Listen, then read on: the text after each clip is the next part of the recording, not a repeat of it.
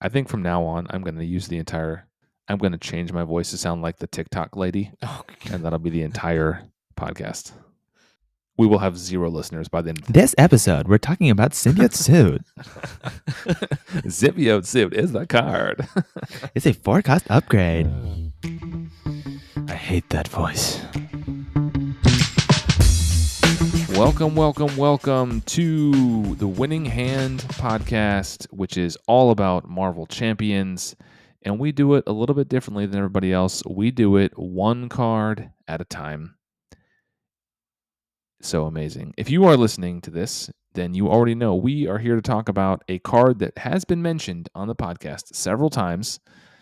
Some of us love it. Some of us don't love it. We'll figure out who's who very soon. The card is the 4-cost upgrade Symbiote Suit. This is an episode we've been talking about since the beginning of the podcast, you two. I thought it would never come. This is the series finale. It's here, the end of season 1. I'm Boom Guy. I'm your host. I'm joined today by Kaeko and Lazy Titan. We are very excited to talk about this card because this is a card that, just for everyone out there, since before the podcast started, the 3 of us have been playing the game, obviously long before the podcast. This card has engendered a lot of discussion. We've talked about it. We've seen it played. We've played it. And we've said since the beginning when we started this podcast that this is one we really wanted to talk about. This is one we wanted to have on the pod. I think we considered opening with it. I think we did. I think we considered it at various times throughout the year. And I decided a little while ago that I think it would be an appropriate way for the last episode of the first year of the podcast. So this kind of is the end of the first year. We've been around for a year now, as is episode 33. I don't know how 33 goes into 52 weeks. We've had some weird times, but 33 episodes later, here we are. So this is going to be kind of a review of the year, what it's been like for the pod, what it's been like for us, for the game, and what better card to round it off with than Symbiote Suit. The teased card. The card of cards. Here it is. If you've been listening since episode 1, you have heard many teases to this card. The card of the year. I think almost every episode. Pretty much every episode. A lot of them, I feel like it comes up. And then I'm like, no. Okay, slow down. We'll talk about some other time. Before we get into the podcast, let me just say, like I mentioned a minute ago, this is the end of what we'll call season 1, the first year of the podcast. We started last year right before the Con of Heroes, and the Con of Heroes will be starting on Friday of this week. So in 3 days after this releases, the Con of Heroes in Minneapolis will be happening. We will be there. We hope to see you there. And we're going to talk about the con later on in the episode. For now, I've got some questions from my co-hosts here. We've done 33 episodes. Do you guys know how many guests we have had on the podcast? Not guest appearances, just number of bodies, like actual Number guests. of guests. Okay. That doesn't mean we've had some more than once. Can you guys guess how many guests have we had on the podcast? 8. 6. 8 from Lazy Titan. Keiko says 6. That is right on, Keiko. 6. We've had Heck 6 yeah. guests. Thank you. I said Yeah. 6. Keiko said 8 like an idiot, but Yes. 6 is we right, just, like I we said. just use voice swap. I'm actually gonna cross both of you out. He's been taking ventriloquist classes so he can take my voice. Don't let him. It's AI. Don't let him write you out of history. Keiko is machine learning. Don't let him fool you. So we've had 6 guests. How many of the cards we've discussed, how many hero cards have we talked about, do you guys think? As in like heroes or hero-specific cards? Nope, hero cards, like heroes. Double-sided hero cards. Definitely enough to count on one hand. I'm going to go with 3. I was Titan. going to say 4. It is 4. Oh my Keiko God. was I'm right so again. good. No, don't steal this from me. It's always me. No. It is me. All right, so it's 1-1, you two. Now, broken down by cost, can you guys guess the most, like what cost of card we've talked about the most? Between 0 and 5, what is the one we've talked about the most? What cost do you think is most frequently represented? 3 cost. That's what I was going to say. So I'm going to say 2 just to be different. Just going based off our like final scores where we're like, this is the... I'm going to go with 3. I feel like that's All a right. determination of our final scores from what I can remember. It's actually 4 cost. Really? Really? Yeah. I mean, my Yeah. my recollection of our final scores, like that played. I was pretty surprised. We've talked about 4 cost cards because like 4 cost cards are expensive, but we've talked about quite a bit of them, and including one today. That's been the most frequently one. And now in terms of aspect, can you guys guess what aspect we've talked about the most. And that includes the 4 main aspects, and it includes pool. Pool. I'm also including basic and hero specific cards. Ooh. That's not really an aspect, but as a category here. So what do you think we've Okay, talked about the so most? aspect, identity, basic. I'm gonna go with basic. I'm gonna say identity. I'll stick with basic. It is basic, just ahead of hero specific cards. Cringe. So we've talked about the basic the most. This game is rigged and it's fake news. This is really, really fun listening for everyone out there. We've talked about 7 basic cards, not including today, so 8 actually, if it includes Symbiote Suit. Yeah. And for the listeners out there, while we're patting ourselves in the back, can you pat us in the back too? Thank you. 5-star reviews. Yeah, while we are celebrating ourselves, please also take a moment to celebrate us. Yeah. By leaving a 5-star review on Apple. Leave some nice words. Apple Podcasts, Spotify, whatever. Leave a good review. Let us know how much you love our podcast. Yeah. How about this? I'll read your review on the podcast. If you leave me a review and you write some nice words that aren't curse words and it's family friendly, I will read your review at the next episode. How about that? And we'll buy you a house. Yep. That is in The Sims. In The Sims. Do you want it to be a review of the podcast or your character? I mean, you said leave me a review. We're looking for just like a review of you. Like, do you want like psychoanalysis kind of thing? You should leave the podcast a review. But if you have nice things to say about Boom Guy, please also do that. But if you have mean things to say about Boom Guy, I will read them. If you have mean things to say about Boom Guy or Kaeko, go ahead. If you have bad things to say about Lazy Titan, keep your mouth shut. Okay, keep your name out your mouth. Yeah, check yourself. It's been 33 episodes, you guys. Let's do a little stroll down memory lane, okay? Please tell me the favorite card that we talked about this year or your favorite episode, however you want to do it. And let's each pick our favorite. So, Lazy Titan, why don't you go first? Why don't you tell me your favorite episode or favorite card that we talked about this year? I'm going to say Drax. Drax. That's my boy. That's my guy. That's my number one. That's my day one. That's my OG. I love Drax. I like talking about him because I like playing him, because I like building him, because he's great and he's fun and he's interesting and he's not that good, but he's quite powerful. I think Drax is my favorite, card-wise and episode-wise. He's your favorite hero, right? Easily. Is that because you like him outside of Marvel Champions or strictly because of in the game? Strictly in game. I can't say I care about Drax as a character. I mean, Dave Bautista, he does a pretty good job, but I don't know if he does him justice because I don't know who the character is. He's just a big angry space guy, but he's my big angry space guy. I think Drax is fun, and it's interesting you mentioned Drax because I think we even talked about on the Drax episode that he is one of the leading contenders for the card that we're talking about today. Of course. And we talked about this card a lot on that episode. We actually did. So, but we talked about it on every episode, let's face it. We did talk about it a lot. Kaeko, what's your favorite card or episode or both from our first year? As far as episode goes, for me, it's a bit of a toss-up between Nick Fury and Silk. Silk kind of speaks for itself, just like Titan with Drax. I love Silk. So just generally having a discussion, an episode dedicated to Silk, always a plus.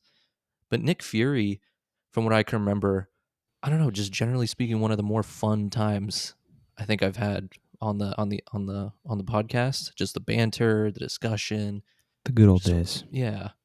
Well, it's funny you have fond memories of that episode because that is our second most downloaded episode of the ones we've done so far. So the people agree. The most downloaded episode is episode 1. Swinging Web Kick, which was Swinging Web Kick. The worst audio quality because of me. Yeah, we screwed up the audio a little bit, but it's fine. And then I think Nick Fury was episode 12, maybe. It was like the halfway point, somewhere around 14, there. It was somewhere in there. Now, we can give another little peek behind the curtain. We often give peeks behind the curtain. Nick Fury, actually, we recorded that podcast twice, if you guys remember. We did. Because that was the secret episode 0 that we recorded. That was our true episode. And we've had a back and forth whether or not to release it as episode 0 as a special. Episode 0, it's still in the vault and it might get released. I just actually listened to some of it again and the audio is bad. So I think the reason we didn't upload that one is because I think Kaeko just like mentioned the secret to eternal happiness, and I think some people had some problem. Like I think we just couldn't bring that up. Like I think we got some letters that were like, hey, you actually can't release these eternal secrets of all that kind of stuff. But if you guys want to hear it, we have it. I thought it was because we doxed Lazy Titan on the episode. Oh, that's and right. gave We away the did list Social out. Security We number? did list out my entire social security number and my birthday and my home address and my IP Yeah. address. Yeah. There was photocopies of your passport that we uploaded. Right. It was a whole thing. And my photo ID. Yeah. And also an Yeah. AI algorithm that could impersonate me. Yeah, that's right. As far as I know, you are only AI. You've only exist on this podcast. Yeah, I'm not a real person. I don't live in meat space like the rest of you people, but You are the vessel for the TikTok voice. leave a like if you want to see it. Subscribe. So episode 0, if you guys want to hear, if the fans out there are curious about episode 0, send me an email, winninghandpodcast@gmail.com, or leave a comment on Instagram or YouTube or Spotify or whatever. If enough people want to hear it, maybe we'll release it as a special. Yeah, post 1 year special episode. I think my favorite episode that I want to talk about, and it ties back to today a little bit, is the Con of Heroes episode we did in 2023. So I think it was episode 5. It was one of the early ones. We recorded from the Con of Heroes, from the Game Center in Minneapolis, and all 3 of us were there, and we talked about, some of the special con cards that the MCM team put together, and they have a whole bunch of them again this year. They have custom scenarios and all kinds of stuff that we're going to play as a big group, and we talked about that as our card for the day. I don't even remember what the card was called. Multiversal Madness? Multiversal Incursions. Something? Yeah, I just looked it up with America Chavez. That was fun, and I had a great time. I just re-listened to that episode, part of it, a couple days ago, kind of getting ready for this con. And, you can hear people in the background, but it's not distracting. I think it adds to the ambiance. You can tell that we're there, and that was a great time. Like, I had a really fun time at the con last year, and so I hope listeners are going to be there. I know we're all going to be there, and I hope to see as many of you there as I can. If you, come up and say hi, I'll have a name tag on. I will bring my laptop so I can have my sentient AI program, Lazy Titan, there, and he can speak to you as well. Of course. And Winning Hand podcast mascot, Kaeko over there, Kaeko. Yeah. Which let's do that for a fun fact. In 1 year, technically, the pronunciation is Kaeko, but Kaeko we will go with. Yeah, I think so. It's Kaeko, and I think called you Kaeko from the very start. first. Yep, and I just kind of went with episode. it. I think that's that's the homely name. I think you called me Boomer in half of the episodes. I do. That's my nickname. I don't want to hear it from you. Yeah, maybe y'all should get some good nicknames. I don't know. Yeah, the con episode last year, that was fun though, right? Like, it was. That was a good time. Definitely. I a like high that one a lot, point. yeah. And I had a great time at the con. It was a ton of fun. Con was awesome. And I love that we were around podcast wise to be able to film there, or to record there rather. Yeah, same. Like we got a few episodes in, got a little established, or at least found our footing. Like we got a routine, knew how to do things, and then the con happened, we were able to record. So yeah, we were pretty new. We started right before, and so now we'll be there this year again, and we're a little more established. Hopefully people will come up and say hi and play some games. I have a big pile of stickers that I'm going to give away. So if you see me at the con and you come up and say hi, or you want to play a game, I will give you a sticker. You can reach your hand into my bag and grab a sticker. That's not a euphemism. That's literally what's going to happen. You're going to grab a sticker out of the bag. You can pick whichever one you want, but I'm Superhero Santa. Thank you for noticing. So we'll be there doing that, and yeah, and playing our decks. Which is also not a euphemism. Not a euphemism.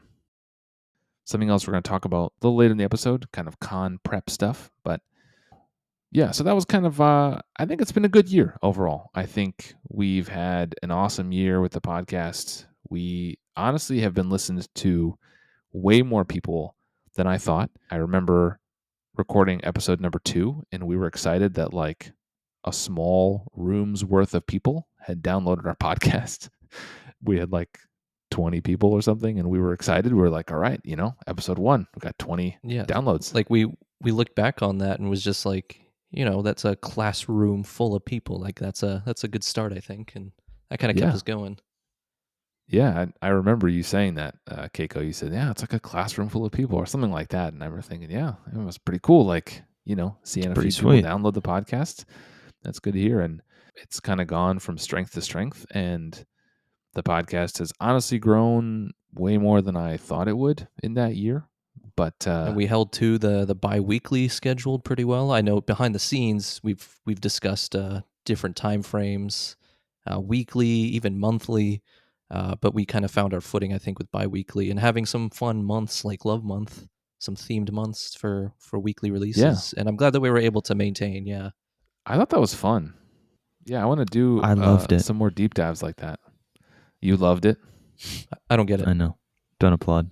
It's it was a good year. We did the deep dive and we had some guests and we talked about a bunch of cards. And it makes me honestly excited for the future of the podcast, and I think a lot of content creators get to a point where they start to think about, I'm enjoying this. How do I monetize it? How do I make it my full-time job? I can promise you this will never be my full-time job. I do this podcast because I like the game and I want to contribute to it and I want to put something out that, hopefully people in the community can enjoy. I will not ever monetize this or make money from it. You'll never hear ads on this. I'm not going to ask you to give money to my Patreon. It obviously costs money to do all this, but that's just part of me being part of the hobby. And so hopefully people get something It's out of a this. podcast from fans for fans. It is. Can we trademark the People's Podcast? We are the People's Podcast. Thank you for noticing, Lazy Titan. Dang. The Blue Collar Podcast. But if anybody does want to make any donations, I will take them gladly. Yeah. For the benefit of the people, of course. Now that I'm done grandstanding about not taking your money, if you want to send me money, that's fine. I'll just send me an email. I'll let you know. Yeah, just do it. No, I think it's it's important for me to say that. Like and not against anybody else. I'm not throwing shade at anyone who monetizes their podcasts and makes a job of it. Like, good for them. There's some content creators who are awesome, and I could do way more if this is my full-time job. But this is just a hobbyist podcast. I talk into this microphone every other week to put my thoughts about the game out. Hopefully people enjoy it. Hopefully people listen. I always like having a discussion with people in real life on Discord, via email. Yeah, I'm always happy to talk about the game because I just like the game. That's why we started the podcast. We just like the game. We're here to own the means of podcast production. Look at you, the People's Podcast. Soon we will overthrow every Marvel Champions podcast. And we will be the Marvel Champion. The Marvel Champion. So, the People's Podcast. I like that. I think we're going to start using that. People's Podcast. Yeah, we're rebranding. We're rebranding. Welcome to Winning Hand, the People's Podcast. Or just the People's Podcast, one card. If you want to buy our hammer and sickle or hammer and microphone stickers. Okay, now we're going to make some swag. The People's Podcast with a microphone and sickle. Microphone and sickle is kind of fire, I love actually. it. I love it. That's actually really We sick. need a graphic designer. Retroactively going to edit all of our episodes and replace Winning Hand with the People's Podcast, with the TikTok lady's voice. Do you smell what this podcast is cooking? Okay, so now I'm excited for year 2 and beyond. And we will get to that and talk about what's in store. I think there's going to be some changes in the podcast and behind the scenes and from what you'll be able to see. And I think we'll do a con episode this weekend, put that out. And then I think after that, we'll kind of discuss the cadence and how things are going to go forward. But I'm excited for the podcast. And I hope you all listening are excited too. Let's talk about what we have been playing recently, which is normally what we talk about. We just took a little detour because it's been a year. It's been a year, yo. So let's talk about what we've been playing recently. All right. So who wants to go first? Shut up, I'm going first. I played Quicksilver. Oh. Because he's the fastest hero in the West. I decided I'd be going first because that's only how it goes. And I'm also going to talk really fast this entire section. So basically, I played Quicksilver. I played him in leadership, which is an aspect I prefer to play him in. The fast talking, you can't keep it in. I can't keep it up. It's too many We'll words. just in post have your voice go. Yeah, just put it on 1.5 speed. I played Quicksilver in leadership because he's really fun. I prefer him in leadership than protection because because you can defend or you could do everything. And I'm more of an everything kind of guy. So you're a little bit worse at defending, but you're a little bit better at everything else. And the idea of the deck is you play those one cost upgrades. I forget what they're called. There's one for attack and there's one for thwart where you play them out. Yep. You could discard them and you get +1 thwart for the round.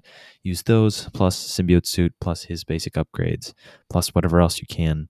Morale boost, Moxie if you feel like it. That particular deck didn't have it. And then you play some Avengers out and you use Earth's Mightiest Heroes to ready him. And then you just turbo, and you get your stuff out. You have so many hit points with Symbiote Suit. You have your stats are 3/3, potentially like 6/6/3. With if you play his +2/+2 card, you're at 8/8/3 or 8/8/5. So you're really cooking. And then you just have a basic like 16 thwart or whatever because you have 8. So you do 16 damage, and then you ready yourself with always be running, and you have friction resistance. So you never run out of resources. So you just play a card, ready yourself, play a card, ready yourself, play a card, ready yourself, do it over again. You end up with 60 something damage if you do it right. It's a fun deck. And if you don't do it right, you end up with 10 or 12 thwart. Did you have go all out in that deck or no? I didn't in that particular version of it. In some adaptations, I do. I lean more into that, but typically you don't need it. Yeah, I've seen you play that before too. It's honestly more of a detriment. I have, but it's usually not necessary. And you do create a deck for every episode. There's always a deck in the show notes, custom made by the Dexpert, Lazy Titan, for the card we talk about. Please tell me you picked Quicksilver today and made that deck. Absolutely not. I did X23 because, and I promise you, for those of you who might be thinking, wow, X23, she's really like kind of similar to Drax. Maybe that, no, shut up. It's not like Drax at all. It's very different and a totally new idea. And if you read the deck list, it's very different. They're not interchangeable. It kind of seems like it might be the same deck. Shut up. Don't worry about it. Okay. I like what I like, and I like variety. Okay. Whatever. Okay. Yeah, so it's an X23 deck. It's pretty standard X23 stuff. You just buff your attack. It's the same as ideas of Quicksilver deck, but it revolves more around the hit points are a lot more important than they are to Quicksilver, so you get even more value out of it. And also X23 is really, I haven't played her a lot, and she's also really fun and good. Kaeko, why don't you go next? What have you been playing? So speaking of X23, that's who I've been playing recently. I've been taking a pretty big liking to X23. She's basically, and I've said this before, she's what I wished Wolverine was. Mm-hmm. She's got a lot of really great identity-specific cards, and they're not really that expensive. They're so good. Which helps because I like to throw in expensive cards in my deck, but yeah, you do. They all complement each other really well. Her whole thing is that she readies up based on damage that she takes. There are other additional effects depending on how much attack she has, which there are other cards that add to her attack, and it's just, I don't know, it's fun to kind of play around. X23, I've been playing her in Aggression, of course. That is, as I've heard before, the gentleman's thwart. That's what I've heard. 2 out of 3 of us, that is our favorite aspect, and it will forever be my favorite aspect. And one of us is right. Yeah. And it's not you. One of us in the 2 of 3. Yeah. So X23, would you say she's your favorite of the most recent wave?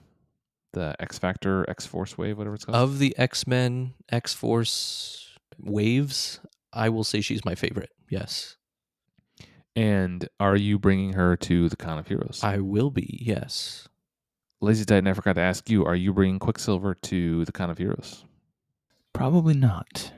I have some ideas for what I'm going to bring to the Con of Heroes, and I may need to tone some of them down because I might become unpopular.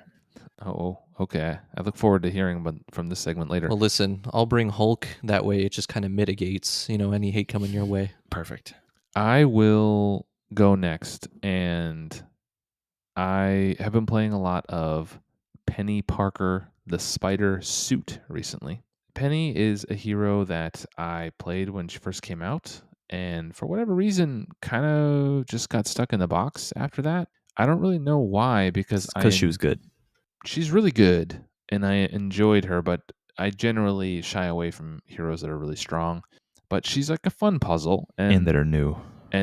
I pulled her out, and I had quite a good time. I played her in a number of different aspects. I played solo, which I don't do a lot, but I was feeling it. And I pulled out Penny, and I played her in Justice, and I played her in Protection with a few different builds, and had a really good time. She's really good. The second piece I want to talk about that is that I played a scenario multiple times that has become one that I like to play quite a bit. And I want to mention it because we usually talk about heroes, but sometimes I like to talk about other stuff too. I played Master Mold, who is from the initial X-Men wave, Mutant Genesis, and is like sneaky becoming one of my favorite scenarios in that box. I think it's really thematic with the Sentinels that keep coming in and Like they just keep hunting you out, and you keep pulling sentinels. And if Master Mold schemes, he pulls out a sentinel, and the sentinels are tough. Those minions are tricky. Some of them have a lot of hit points. They hit pretty hard, and that's a scenario I quite like. I don't know if it's my favorite from that box, but it might be actually. I don't know. It's up there for me. So I've been playing a lot of Master Mold recently and really enjoying it. So I thought I'd give Master Mold a shout out. So we're not always just talking about heroes. Yeah, I think it's a little lame that he has Stalwart. Such is life. Yeah, I think Stalwart needs to be used a little more sparingly, I'll say. I think it sometimes feels like too many things have Stalwart or Steady, but it's fun. It's a good scenario. So I think overall that campaign's pretty good. Sabretooth I like him less every time I play him, but the box overall is really good. Am I bringing Penny Parker to the con? I can hear you asking. I can see it on your faces. Hey, are you bringing Penny Parker to the con? Oh, I thank you for asking. It just occurred to me. My trusty AI. Are you also bringing sentient bot? The spider suit? I'm gonna leave the spider suit, but I think I'm just gonna bring Penny. Okay. The spider suit, honestly, I don't know how I'll fit in a suitcase. That makes no sense. No AI allowed. Am I gonna bring Penny? I might. I don't know. I am crafting my list of what to bring, and I would say she's on like maybe not the short list, but on like the medium list, just as like kind of a wild Well, you card. know what? This was a yes or no question, so if you could redo that. Yeah, let's just Okay, retake let that. me redo it. I don't know. Maybe. Let's just segue into what we're bringing to the con. Let's talk about it. We've teased it a few times in this episode. So, what are we bringing to the con? And I'll just keep talking because I started. Penny, I don't know. I'm definitely bringing Vision. Shocker. He's coming. I am trying to see if I can bring just 4 heroes for just simplicity and for like I have to pack everything in a suitcase. So I think Vision is going to be one. I'm toying with the idea of like bringing a 25 card set in different aspects, so I can bring him and have 2 aspects to switch in and out of and play. I'm definitely bringing Phoenix. There's a Phoenix deck I've been playing and testing and really enjoying, so she is coming. And Quicksilver is on my short list. SPDR is on my short list. Rocket is always on my short list. I like me some Rocket. Just bring everyone. So there's a couple, but it's not a very long list. I am trying to, in my planning, I'm trying to pick heroes I don't think I will see a lot. That's a big thing, because you can't play the same hero as somebody else. So if everybody brings Cable, who I will go ahead and predict now, Cable will be the most seen hero. Him and Magic, I'm going to predict right now, will be the top 2 that you see everybody playing. And we can come back after the con and you'll know that I was right. Cable and Magic. So I'm trying to pick heroes that everyone isn't going to have so that, I can play whatever I want. I think Phoenix is old enough that she won't show up a lot. I know Vision won't show up a lot. Anyone out there who's coming with, bring Vision to prove him wrong. Everyone bring a Vision deck so we can't play it. Everybody bring now Vision. Everyone's going to have friggin' Vision and I won't be able to play him. Bring a Vision pool. Yep, everybody do that. In fact, if anybody wants to do like a 4-player Vision game, I'm totally down. There was a 4-player Hulk game last year that some people did. I wasn't part of it because I didn't bring Hulk. I didn't know this existed. But if anybody else wants to bring Vision, let's sit down and do a 4-player everyone plays Vision deck. That sounds awesome. You know what? Go even further. Take it one step further. 5-player Vision. 8-player Vision. Why stop there? 55-player Vision. Everyone plays for the Vision. big multiplayer thing. Everyone's playing Vision. If you don't have Vision, you can't play. Self-replicating AI. Yep. You got to fly home. That's it. You're kicked out. You're done. All right, Kaeko. Seriously, what are you bringing? So last year, how many decks? I think I'm going to also stick with 4. Okay. I don't think I'm going to do any more than 4. I think that's just a hassle, let alone if I could even play that many. I did Spider-Woman, Hulk, and Nebula last year. I think I'm going to stick with Spider-Woman and Hulk, right? They've pretty much been the consistent ones I've been bringing up since the start. I'm taking a liking to X-23. I might bring Magic. I want to play with her a little more. Definitely Spider-Woman and Hulk, though. Spider-Woman is like your favorite, right? She's your favorite? That's my top, yep. Okay. Yep, she will be in Aggression Leadership and Hulk in Aggression. X-23, I'm going to play with some aspects, but I think those are my 3 so far. Lazy Titan? Have you been thinking about who you want to bring? I have been, and you'll have to forgive me, Father, because some of the things that I'm thinking of bringing are not fan favorites. Sacrilegious. Sacrilegious, perhaps. So my as soon as I was like, so you said 4, and I was like, I should probably also bring 4. That feels like a good mix of just like 4 heroes is enough to play, but also fits in a suitcase. I was thinking, my first thought was X-23, Drax, Nova, Ironheart, which are some of my favorite heroes. All of them incredibly good, very powerful. So I need some variety there. Now, after hearing that Kaeko's bringing, I know you're probably gonna bring X-23. I might cut her for War Machine. I do really like War Machine. Ooh, and he's not that I bet good. he won't be real popular. No one's playing War I Machine. didn't see him and he's, at all last year except for you. He's very fun, but he's not that good. But he keeps up. He's just like a perfect middle ground of like, oh, we're just playing a game. And then there's Drax, who's like killing Sabretooth in 3 turns. So I don't need to be doing that. I think I'll probably skip Nova just because we can't have nice things with Nova. Ironheart I might bring because she's just really fun. I might do Nova, or not Nova. I might, instead of Nova, I might bring Colossus too. I really love Colossus. Ooh, you really do like Colossus. He's super fun, and he's not that good, but he's super fun. And maybe I'll really like Magic or Bishop, and I'll play one of those. But I think Drax has got to come with. Ironheart's probably got to come with, and then probably War Machine and Colossus. But there's some flex spots there. I think Drax has to come. He's number 1. He's the OG. Oh, he's got to go. He's got to go. He's the he's the All Stars. Angel. Oh, that's one. That was one of the ones I forgot about that. I love Angel. Angel's one I'm thinking about. So we have to pick which one of us is going to bring it because I don't want to both bring the same hero. But if you just tear the card in half, you can both just take a half of Angel. True. I'll play Archangel. You play Angel. We both know I'm not playing Angel. Anyway. Angel I quite like. I'm staying Archangel. I don't think there'll be a lot of Angel coming. I bet there'll be some Angel. He's popular and he's very good. I thought about Cap. He's like one of my OG favorites. Yeah, I respect it. He's a solid one. Well, while we're talking about what we should bring to the con, I should mention, and there will be a link in the show notes or in the description if you're watching this on YouTube, to the Con of Heroes website, because they have laid out what you should bring in terms of encounters.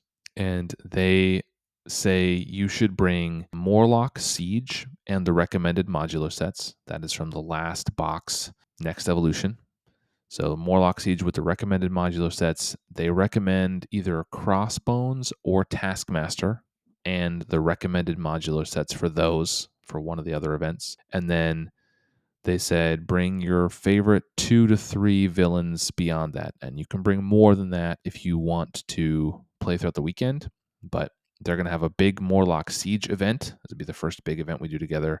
Then there will be a Crossbones / Taskmaster or someone straightforward like that in the second event. And then the Saturday morning event will be a Danger Room simulation where you have to bring 2 to 3 villains as a kind of quasi-con campaign that you're going to play as a campaign. So bring those with you, and then anything else you want to play throughout the weekend. So that's what they recommend you to bring with you so you can play along with the events. Okay. But heroes, they don't recommend anything. Yeah, I think Vision and Phoenix are my locks. Those 2 are coming. I think we're running out of time. It's only a few days away. I think I'm gonna bring Angel, and then maybe Cap, maybe Rocket. I don't know. Maybe I'll bring like a dark horse. Maybe I'll go weird and just bring like Spectrum or someone that no one's expecting. Maybe I'll go all Aerial. Maybe that'd be my thing. Angel, Vision, Phoenix, Spectrum. Aerial. Is Phoenix Aerial? Just Phoenix can get Aerial. Oh, right. She's like a cape or something. Yeah, same as Vision. They can get it. And Angel and Spectrum just have it off the jump. Sick. I don't know. Spectrum, Spectrum's fine. Like, I don't dislike it, but I just don't know if I don't know what's going to take one of my slots. But sounds like we're going to have a good mix. We'll have some different stuff.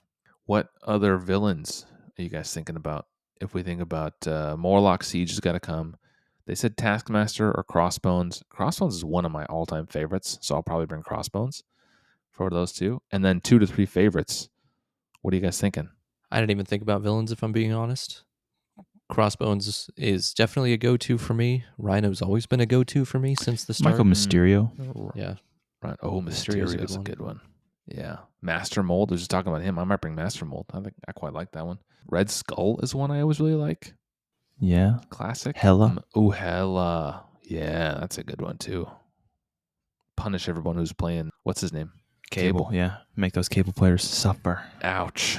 It is brutal. For anybody listening that doesn't have these listed villains, don't let it deter you from showing up. Yeah. 100%, Keiko. If you are new and you don't have all of this stuff, you should still come, especially if you're local. But I mean, if you're not local and Tuesday of con week, you're still undecided if you're going, you're probably not going to go.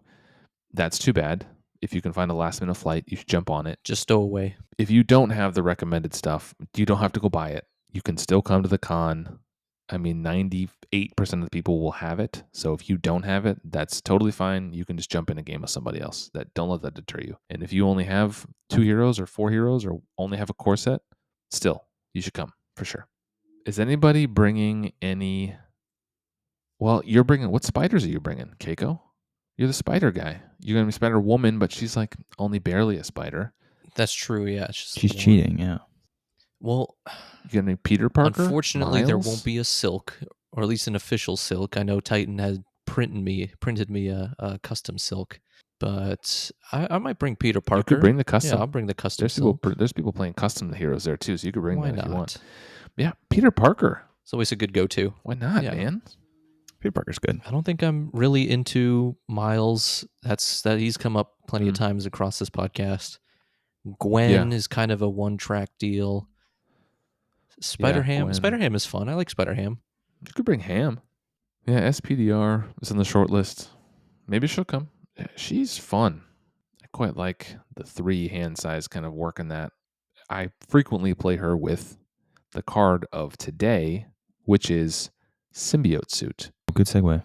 Yep. Thank you guys for watching part 1 of this episode. If you want to actually listen to Symbiote Suit, stay tuned for part 2. Pay $6 to join my Patreon. Symbiote Suit is a 4-cost basic upgrade that is traded with Symbiote. It is max 1 per deck and says your identity gets +1 to each of its basic powers, +1 hand size, and +10 hit points. It's a wild resource. It also adds an encounter card, and it has central in the picture is who I assume is Peter Parker with the symbiote suit sticking to a window. You can see his reflection in it, and you can see the skyline reflecting off of it. I said that I often play this with SPDR. We also mentioned we play it with Quicksilver. We mentioned in the Drax episode that Drax is a good candidate for this card. X-23. I think Kaeko Hulk is a good candidate for this card. Yep, I mentioned Hulk one time. And that is sort of the crux of the discussion. Is this not a good include in every hero? That is a good question. I think the answer to that is a definitive no. This card is not good in every hero. We're replacing all your no's with yeses. With the TikTok girl voice. Now, we're going to finally let the cat out of the bag here. Audience, listeners, followers, friends. Anyone in between. Boom Guy is not a huge fan of this card. Because he's lame. Has never been a huge fan of this card since day one. Keiko and Lazy Titan love this. Keiko puts it in everything. I put it in like 90% of your everything, decks, or all of them. Yeah, it's an auto include for you. Lazy Titan, you put it in well over half, I would say, with the heroes that you build. This is a card you play a lot. I think not as much anymore. Okay. Why is that? I just kind of got bored. It makes it too easy almost. And also, I forget about it sometimes. Just forget to. It is a very strong card. I think we laid out a little bit in the Drax episode. We'll talk about it again now. Like, for me, the reasons you would add this card to a deck is that it needs to provide specific value to that hero. So +1 hand size, that is just generically good. That is good for every hero. +1 hand size is just good. That's why Mystics are so good. One of the reasons, because they have Sorcerer Supreme or access to it, which means they can have +1 hand size. Having more cards in your hand when cards are also the resource you use to spend for cards is just plain good. Having more cards in your hand cards is always better. Is blanket good in any card game. Period. But especially in games where they are also resources, right? Like, it's just better. It's just better. But you're right. It's always good. The basic powers. So +1 to each of your basic powers, which includes recovery, is good. But that is not something that every hero needs. It's not universal. For example, one of the heroes of the 4 that we talked about this year was Miss Marvel. She does not benefit from that at all. She never uses her basic powers. Plus 10 hit points maybe helps her. It helps some more than others. It helps Quicksilver because he's a little soft. He's a little squishy. It helps little Drax. spongy. It helps Drax because he's tanking hits. Yeah, X-23 and it too. helps him because of the hand size. Drax is a smaller hand size. I said this on the Drax episode. Drax benefits the most from Symbiote Suit. I think of the heroes in the game, Drax, maybe X-23 benefit the most from Symbiote Suit and can truly use every part of this. I would say Quicksilver is just as much.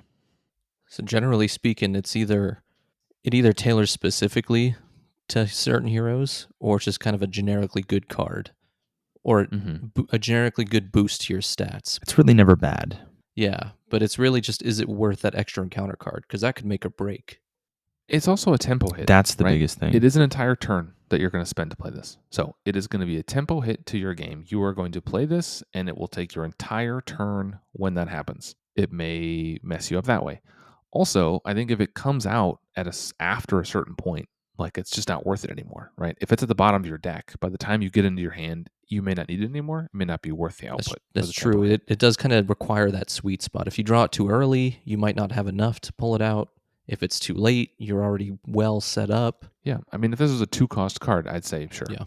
Like I guess you play it anytime. But a 4-cost it's a consideration. The hazard icon, I think that depends on the player count, to be honest. I truly think that doesn't matter. I think it does. Many people playing this game are playing it true solo. Oh, right. And going from 1 encounter card to 2 encounter cards with 1 player is brutal. That's 100% increase in encounter cards. It definitely benefits, I think, more when there's other players. But then there becomes that new consideration, which is, do you play by home rules and it's just whoever has Symbiote Suit gets that extra encounter card? Or do you play by the official rules and it rotates? I mean, I think if you're playing in a 4-player game, right, you go from 4 encounter cards to 5 encounter cards, and that increase is marginal, like 20% increase. That's not doubling it. If you're playing by yourself, that's significant, I think, and that is where the tempo hit really hits you because you waste a whole turn, and you're double encounter cards. I think it's so the player count matters, and like you said, Kaeko, I developed a house rule. I think I'm not the only one who does this, but early on in the game, I was playing a lot of 2-player with Lazy Titan, and he put this in a lot of decks. I got tired of taking his encounter card while he was over there getting all the hit points, getting all the extra cards, getting all the +1 to his stats, and I was taking his encounter card half the time. And I was like, bruh, I ain't here for this no more. I don't So want what you're saying is that you're not a team player. That's exactly what I'm saying. Yeah. So we've just heard that he's not a team player, actually hates community and team building. I hate teams. Maybe I could be misremembering. I'm pretty certain that it was only like 1 or 2 games that we played, because I think you were more on the online Marvel Champions space, and I think some of that online rage. I remember we played like 1 game, and you were like, "I think we're gonna house rule this," and I was like, "Okay," but I think you just like, I think the internet turned you on it, and I was like, I mean, I don't care, I'll take the encounter card, sure, but like, I don't know. I don't remember playing that many games. I don't remember it being like a problem that you were like, "Hey, can you like not?" I think you just were just like, "All right, we're not doing this." Okay, maybe I don't remember. That was a couple years ago now. a couple years ago. I don't know. I think this card. So we do play with the house rule, for those of you who are listening, that if someone at the table plays Symbiote Suit, we agree that that person gets the encounter card for that icon, which I think is fair. Right? So, I think it's just how it should be. The first player doesn't get the extra one.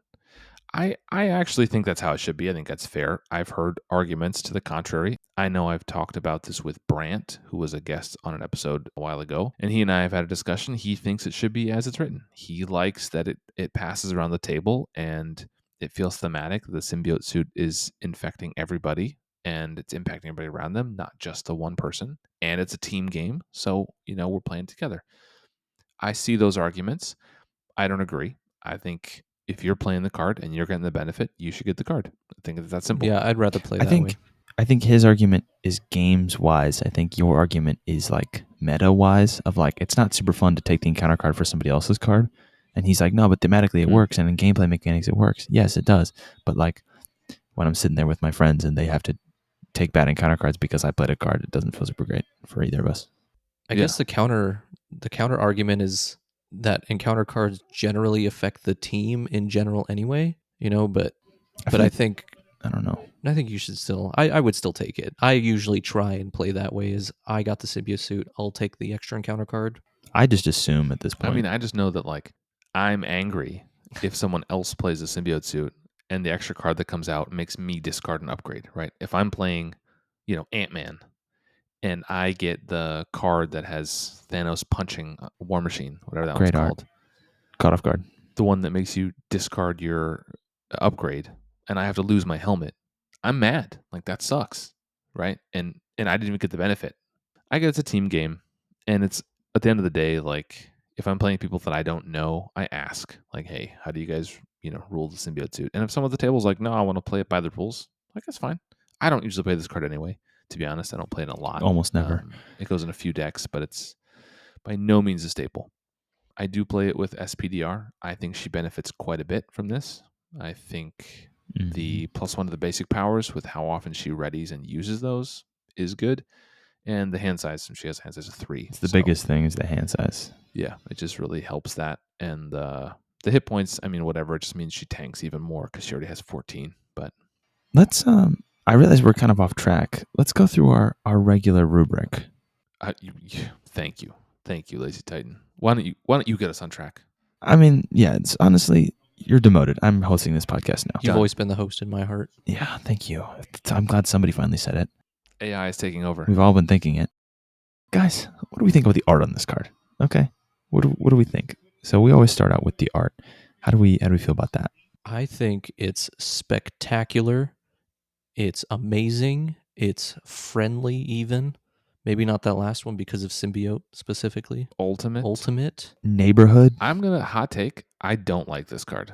Really? You don't like the art on this card? Really? I don't like the art on this card. No. I think it feels to me, I'm taking art holistically, the entire card. I look at this card. It's basic, so it's filled with gray. Then I see the suit. It's just black. There's not a ton of color in the windows. There's a gray cement building behind it. Like, it's very drab. It feels very plain. I just don't like the look of it all that much. And it's a card that honestly gets played out and then I have to look at the rest of the game. I wish it was better looking. Hot take. I don't know if that's even a hot take. It's not that good. I think it gets the point across. Well, first I think off, it's great. The picture itself is Peter Parker, in the symbiote suit. He's just like kind of wall sticking to the side of a skyscraper. You got the New York skyline in the background during daytime. I think it gets the point across. I like it. It's solid. It adds to the darkness because of the gray basic plus his black suit. He contrasts just enough from the sky blue background. I don't know, and the fact that there's reflection, like it's very detailed for compared to some of the other arts that we've seen, especially pulled from a comic. I'm assuming. We should say what comic it's from because there's Let no me just artist. Jump in real Yes. quick. It's from Sensational Spider-Man, Self-Improvement Volume 1, Number 1, and it was the cover of that issue in 2019. Oh, that explains the detail. It's a cover. So it's not custom. I don't I don't know. I think it's a little drab, and part of that is the fact that it's a basic card. It's gray, so it's already just kind of like blah. I disagree. I think it's colorful. I think it's interesting. I think the gray just means you don't have to focus on the outside of the card and you can look at the actual art of it, which I think is very interesting. It's sort of a weird perspective of like, I think you look like you're looking up from based on how the buildings in the background look, but it also kind of looks like you're looking down on him because of the way the stone in the background is. It's very colorful. It's interesting. And then you have the all black suit to kind of draw the eye in the middle. I think it's very interesting. I like it a lot. Yeah, and there's like blue from the window reflecting on his suit too, so there's like blue highlights in it. Mm-hmm. I think it's very interesting. I think it's intricate and it's something to look at. And it's not like the greatest, but I think it's very cool. And I like the color scheme, sort of like the cooler colors and the reflection look nice. I think it's well done. So what about the thematics of this card? Is this thematic for the symbiote suit? It's baseline. It's it's just a picture of the symbiote suit. It's clear. Like clarity is the biggest thing with this art, I think. Even though it's an all black suit, you can see the outline essentially. You see the muscle definition, the reflection, like I said, from the window onto a suit. So it's like pulling that off is amazing. And everything just kind of leads to his eyes. There is a good amount of detail. I will say that. Very detailed. Like, it's obviously a cover, which is why a lot of that detail exists, I think. Even though it is all black, I will agree.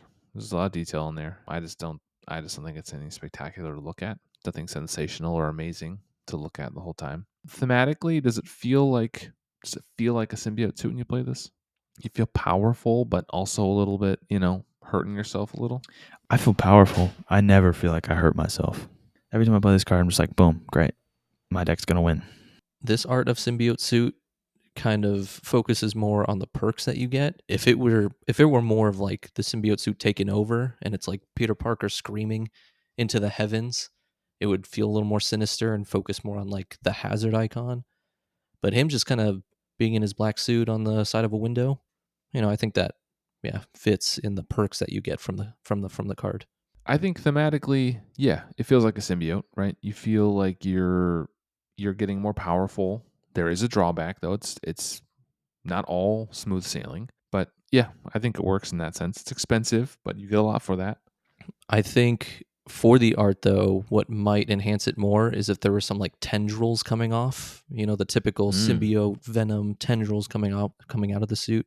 I think that would be cool to see. And it would kind of add to the looming risk of that hazard icon. I don't disagree. I feel like the traditional Spider-Man black suit doesn't have that though. It's just straight up all black. And I feel like that's kind of what they're going for. I mean, it's a classy suit, I will say. It's pretty dope. Just from the comics, the black suit looks good. Okay, so the power of this card, I have to say, the hand size thing is what gets me. I think it shouldn't have the hand size. This card's ridiculous. I think it's too much. But, I mean, this section isn't about what you think is too much, my man. It's about if you could think this card's powerful. It's so powerful. It's too powerful, I think. I remember when the box came out, this came in Sinister Motives. I thought this card was fake. Yeah. I thought it was one of the campaign cards. And when I realized you could actually play it, like Christmas morning. Like this card's ridiculous. It's anything you want as a power gamer. Although you can't actually play it in the campaign, right? Because you have the Venom ally, so you can't actually use it. Yeah, you specifically can't. But at the very end, if you get like 30 XP, you can have one in your deck for the start. But this card's ridiculous. It's so good I didn't think it was real.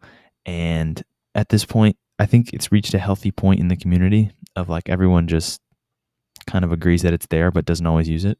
Realistically, I think there's almost no reason not to. If you're playing if you're playing solo, but if you're playing not solo, there's almost no reason not to. I don't. Generally, my rule is if I would ever discard this card, it's not going on my deck. If I would ever not play this, it's just not going in there. It's like Drax, I draw my hand, it's in there, done. Forget that turn. Playing Symbiote. I've come full circle on this card. When it first came out, I thought it was bad. I remember telling you, I think this card's bad. Like, it's you said this card's amazing. It's insane. I said, I don't know. I think you're undervaluing the hazard icon. I think that's worse than you think it is. And I was wrong. I have now come full circle on it, and I think this card is insane. It's way too good. I think, yes, you can talk yourself into not putting it in every deck, and, in terms of efficiency, it probably doesn't belong in every deck. But if you put it in every deck, I don't think you're crazy. Like, this card is really good. I think it will increase your win rate. The tempo hit is real. I think that is a consideration.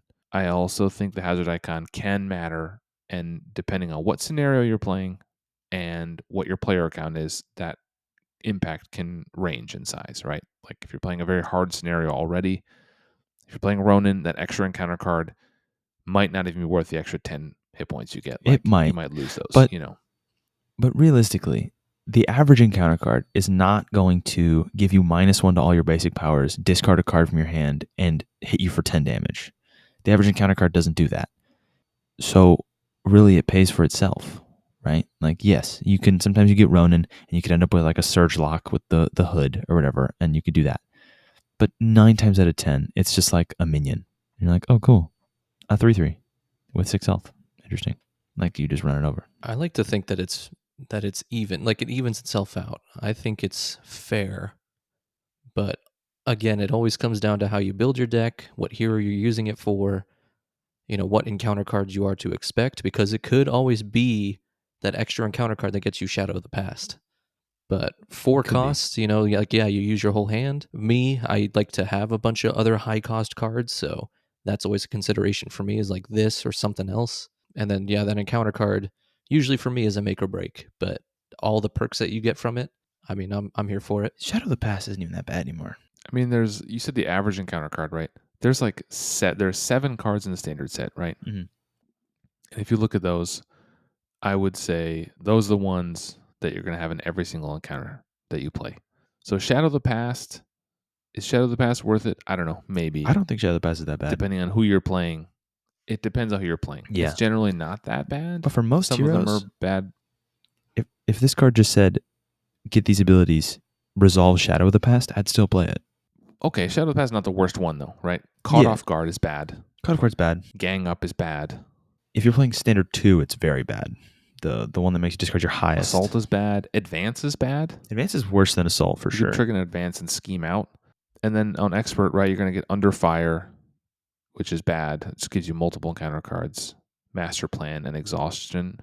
This card is really good. It's very good. I think it increases your win rate. I think if you are a skilled player, you can probably navigate that extra card without too much trouble. Again, in solo, I think, in true solo, it is going to be much harder. Yeah, because that's 50%, like you said. You're basically playing heroic. Yeah, just you're doubling, and that's a lot. That's a lot to deal with.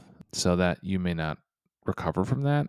But I mean, everything else, if you're even like just an average player to a bad player, a lot of the scenarios, you're playing against Crossbones, Absorbing Man, like you're not going to get punished for playing Symbiote Suit. Those extra cards aren't going to be that bad. There are a couple villains, I think, that will punish you and will push you if you play this, especially if you're playing Expert. So we kind of talked about power. Fun is another category we touch on often. You guys play this card a lot and you love it. Anytime I play it, it's awesome, but you don't need to play it in every deck. Getting an extra card just always feels good, man. It feels Drawing so an extra good. card. Drawing 6. Like we talked about, it's like you either just kind of get a general boost or you get like a specific boost depending on who you're playing it with. Like Hulk, extra hand size to his already crappy hand size, always a plus. He can tank more hits with 10 extra hit points. And I mean, he goes from 0 thwart to 1 thwart. Like at least he can Let's go. use that. Yeah. Hulk thwarting. X-23, her whole thing is readying up because she can take hits. Adding more but then chunkiness to that. Exactly. And then there's Spider-Woman, who I just getting +1 to everything, +1 hand size, +10 hit points. Because Spider-Woman builds, depending on what aspects she's using, she gets +1 to all her stats. So just starting with a baseline of 2, hey, I'll take it. Quicksilver, I think, is one of the greater ones. I think Quicksilver's up there with Drax. I think Drax they're is the the biggest two. I think it's probably him. Those two and X-23 are the top 3. But he needs the hit points, but so does Drax too, right? Because Drax is just going to eat the hits. And so that enables the Drax deck of just like, just get hit. And that's the deck. Just don't even, because then once you get hit. Quicksilver readies so many often. Yeah, so many often, yeah. Okay, whatever. Quicksilver readies so often. Quicksilver readies a lot, and he gets a free ready every turn, and he gets a free defense is the thing. Quicksilver doesn't have to take damage because he gets a free defense. So when you play Quicksilver, those hit points don't really matter because you're not even really getting hit because you're just like, oh, I'm going to defend for 3 every time because who cares? And then you'll take an extra hit, and you're like, oh, whatever. But Drax, you're like, you will sometimes get down to like 7 hit points because you're just going to... Even with this. Yeah, even with it, you're going to take a hit, get hit, take another hit, and like then you're low. But that's how you win. That's why Drax is so fun. It's because you're actually risking it. Like you're really playing with your life. All right. I think it is time for the last final score of season 1. Ooh. So I'm going to go first. I think Symbiote Suit, I'm going to give it like an 8 out of 10. I think it's really good. It's really strong. I think it will just increase your win rate. If you just slap it onto a random hero, your win rate will probably go up. Mm. It just boosts everything. Like all your stats, your hand size, your hit points. It's just really good. It's 4 costs, so it can be a little hurdle to get over. I'm going to dock it a few points because I don't think it's particularly good to look at. It's kind of bland. But for me, 8 out of 10 overall. I'm going to go with 33 out of 10. One for each episode we've done for the year. Okay. Thematic. Sounds about right. I I love this card. I know you do. Yeah. Again, it's in everything. The heroes that I use, I think it boosts them quite a bit. I mean, that's really about it. The art is solid to me. That's all I have to say about it. 33 out of 10. The hit points really help you because every time I play with you, I have to remind you that you are allowed to defend. You don't I have to tank take every hits. hit to the face. But I do. I love to punch in the face and get punched in the face, usually at the detriment of myself and my team. Yep. But this is And where this often comes for in. no reason. You will often have allies out there or a high defense and just take it do it anyway. Like I've never met a man who lives at 1 hit point more. It's crazy. Yeah. Listen, I'm a true hero. Why would I throw my allies in there? I'd rather bring the whole team down. Like, I got Maria Hill out there. She's got 1 hit point left. I'll just take this. I want that to thwart. Like, Kaeko, no, dude. She could just defend. You don't want that to thwart. No, she's gonna thwart. I'll just take it. It'll be fine. Okay, you take 5 to the face. Like, okay, let's go. That puts me at 3. Let's keep going. When did you get to 3? I thought you had 35. Yeah. You're playing home. How do you have less than 30? Lazy Titan. What do you think? My final score is 9. I like the art on this card a lot. Okay. I think it's very good. It's very fun to play. I'll dock it a point because it shouldn't exist. It's a mistake, but I'll allow it because it enables my favorite deck in the entire game. Drax. It enables my Drax deck and the Symbiote and all the decks like it. All the Drax like it. You get Quicksilver and you get X-23 and you get all that good stuff. And it lets you do all kinds of fun things. However, this card is ridiculous and probably shouldn't exist. I will say it is max 1 per deck. So you can't always find it. It's hard to find. That is a limit. True. But it's just so good. I think there's really no. I think I'm gonna start calling you the Draxpert. So the Dexpert. Draxpert. I can do whatever. I can do it all. Yeah, this card's incredible. It's very good. It's very powerful. It's not. If you play it in every deck, it becomes less fun. Becomes less of a novelty. But I agree. You could. But it's there's the only reason you're not is because you just don't want to. But it's ridiculous. It's powerful. It looks cool. It's what a card. It's good. And the fact that there's like 4 copies of this in the game, like compared to like Yarnbjorn, which only has like 1. I don't know why this came with 4 copies. I was wondering about that. So you play because it comes in a box. 4 copies. Because it's 1 per deck, so you can play with 4 players. Oh, I guess 4 player, 1 per deck. Yeah, makes sense. You can run But Symbiote. The Symbiote trait really doesn't do anything. Yet. So I mean, that's just kind of there for flavor. Well, that's our final scores. We have 2 more things I want to talk about. First, I'm going to say is we are doing a giveaway. So if you listened this far, listen up to how you can win. So we are giving away the Kree Fanatic print and play set, all printed and ready to go. I will ship it to you.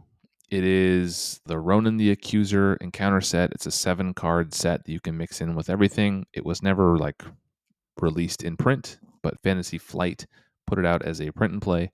So it is printed on like actual legit cardstock. So these are cards that you can play. I will send this to you if you email us winninghandpodcast@gmail.com or leave a YouTube comment. Those are your 2 options. If you leave a comment or send an email and tell me what your favorite episode of season 1 was for whatever reason, but if you just leave a comment and let us know what your favorite one was, we will pick a winner sometime at the con or before the next episode, and then we will send this off to the winner and we will let you know if you are the winner. So Godspeed, good luck. Please, all of you enter. And it's a pretty fun set. It's nasty. It's so nasty. I won't spoil it. I'll leave it out there. But the hit points on Ronan are per player. Whew. So yeah, it's per player. It is per player. He's nasty. He's a tough one. Ridiculous. It's a fun little set. I don't mix into everything, but I pull it out sometimes and it's fun to play. If you need a challenge, it's there. Yeah, game's too easy for you. Try Venom Goblin with it. Try this one. If you can beat Venom Goblin with this, if you beat Venom Goblin every time with your whatever deck, try this. Yeah, it's fun. And then have Symbiote suit in there too, so you get that extra encounter card. Put it on Ronan if you're feeling cheeky. Except you can't, but who cares? Oh, dang. Who cares? All right. We have one more thing before we sign off for this episode, and I'm going to turn it over to our man, Kaeko. Yes. So, a very exciting news or very sad news, depending on how you want to look at it. So, it has been an amazing year of the Winning Hand podcast. I'm very grateful to have been doing this with you gents for the past year. Over 30 episodes. Again, I don't know how that math makes sense either, but it's about time, I think, to say that I'll be stepping away. This is not permanent, just for the foreseeable future. I can't put a date on it. I can't put a time on it, but the fact that we've been able to consistently put out episodes has been amazing, because a little glimpse into our personal lives, there have been huge changes with the three of us. I won't go too in depth with our personal lives, but one of those big things is that all three of us moved out of state at that, right? There have just been huge changes in our lives. And for the time being, there is a dedication and commitment that I don't think I'll be able to consistently give as a host. But rest assured, I'm still around. I'll still be playing the game. I will definitely be coming back as a guest. And, who knows? Sometime later down the line, I'm back again. But I will always be here, just in a different, different bandwidth. You'll always be a founding member of the Winning Hand podcast. And yeah, I mean, you said it. It's been a great year. It's been great having you on the pod, and it's been great doing this. Like you said, all three of us used to live locally, actually in the Twin Cities. So, we were locals of the con last year. And now the three of us live in three different parts of the country. And, that's life. That's the real world. That's how it And goes. we've persevered. And I think had we not said it on, I think, a previous episode and then again today, maybe the audience wouldn't have noticed. But, there's been a lot going on for us outside of this. And so it's been a small victory for us, I think, to continue to get an episode out every other week and to remain consistent. And hopefully everybody has enjoyed it. But yeah, it's work, and it does take a toll. So it's been great having you, Keiko. You are obviously welcome back anytime you want to come on. And I know we still chat outside the podcast, and so I'm sure I'll talk to you regularly. But anytime you want to come back on, new content drops or a new card you want to talk about, I'll keep you up to date. We have a group chat going, so you'll stay in that. And when an episode's coming up that you want to talk about, just hit us up and jump in. And we're always happy to have you back. So it'll be sad to see you not here.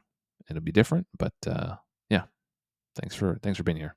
And that's the thing, is ultimately I don't want it to be, such a 100% sad thing, right? Like, I'm keeping in touch with you guys. We're always brothers. I'm still around. Obviously, I'm up to date enough to know that, hey, you guys are doing an episode. Can I jump on? Sure. Maybe not this time, whatever it may be. Yeah. And I don't want this to be a permanent thing. Again, I can't put a time on it, but just for the foreseeable future, I'll just be in and out, But it is still a little sad. It's kind of a bittersweet, right? There's things to look forward to, but there's just that little gap in time. I mean, I think the listeners, we knew this was coming, the three of us, right? We knew that this was going to be your final episode as one of the hosts in the podcast. And, it's been building, and we talk all the time. So we knew this was coming, and life gets in the way sometimes. And you were determined to push through and finish the first year. And that's awesome. And Yes, I'm we really, definitely wanted to do the first year. Yeah. That was something that came up constantly, was let's do a year no matter and what. let's go from there. Yep. And I'm really glad that we all did it and stuck to it. So yeah, of course, if things change, I'm happy to have you back. That'd be awesome. And we'll see you at the con in a few days. And we'll keep playing online as best we can, or anytime we meet up again, we'll bring some decks. We're in person. But yeah, it's been great. It'll be different to not have you here. A little sad, but it's been awesome, man. Always here in spirit. Heck yeah, man. And I'll be here for the con too. I'll be there for the con. Yeah, we'll be at the con. So, Keiko, why don't you sign us off of your final episode for now and say goodbye to everybody. All right. Well, thank you, gents. It has been a pleasure. We will always keep in touch. Of course, we'll be playing outside of this, And thank you to the fans, those who've been sticking around from the start, maybe even those who this is your first episode, like maybe it's an easier goodbye for you. With that said, this has been your host, Kaeko, signing everyone off. after the series finale. This is it. There's no more episodes after Yeah, this. that's our third announcement. We're done. That's not true. Boom guys always host. It's been an honor.